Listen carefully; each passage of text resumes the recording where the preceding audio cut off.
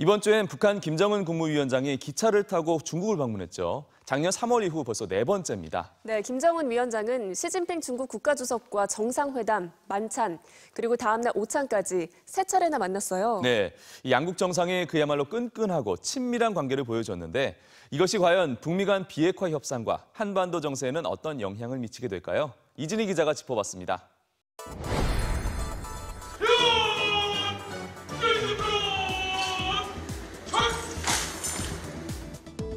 중절모의 검은색 롱코트. 새해 첫 외국 방문길에 오른 김정은은 1953년에 기차로 중국을 찾았던 김일성 주석의 모습과 흡사했습니다.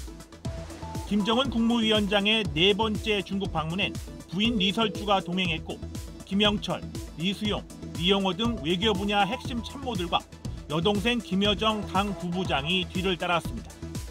북한 매체들은 이례적으로 김 위원장이 베이징에 도착하기 전에 중국 방문 사실을 공개했습니다. 습근평동지의 초청에 의하여 주체 108 2019년 1월 7일부터 12일까지 중화민공화국을 방문하시게 됩니다.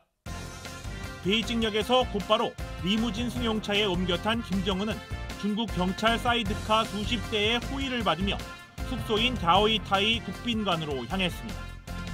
시진핑 중국 국가주석 부부는 인민대회당에서 김 위원장 부부를 영접했습니다.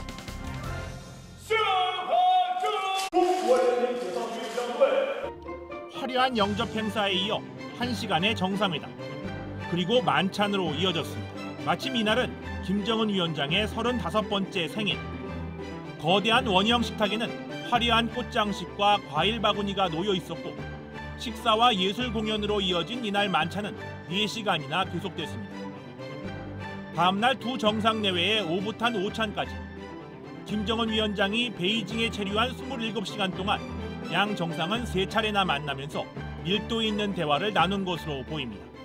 대외적으로 특히 미국에게 이 북중 간의 관계의 긴밀도에 대해서 던지고 싶었던 이야기가 있었던 것이 아닌가. 중국에서 어느 정도의 시간을 보냈다. 이러한 관계를 대내외적으로 보이는 것에 중국과 북한 두 나라가 집중한 것이 아닌가 생각을 들고요.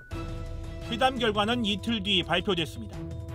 양국의 강조점은 약간 달랐습니다. 먼저 중국 CCTV. 金正恩表示，为朝美领导人第2次会晤取得国际社会欢迎的成果而努力。 국제사회가 환영할 만한 성과를 내겠다는 김 위원장의 발언을 강조함으로써 이번 중국 정상회담이 앞으로 열릴 북미 정상회담과 북한의 비핵화 과정에 기여할 것임을 강조한 것입니다. 조선중앙TV는 중국이 북한의 든든한 후원자이자 동지로서 비핵화 협상에서 영향력을 발휘할 것임을 강조했습니다.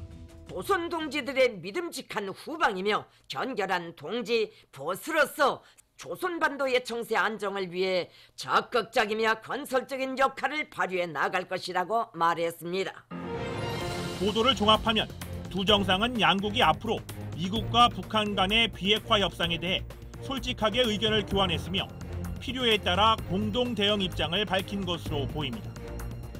지난 10일 신년 기자회견에 나선 문재인 대통령은 김정은의 4차 방중이 북미 정상회담을 위한 긍정적 신호로 해석했습니다.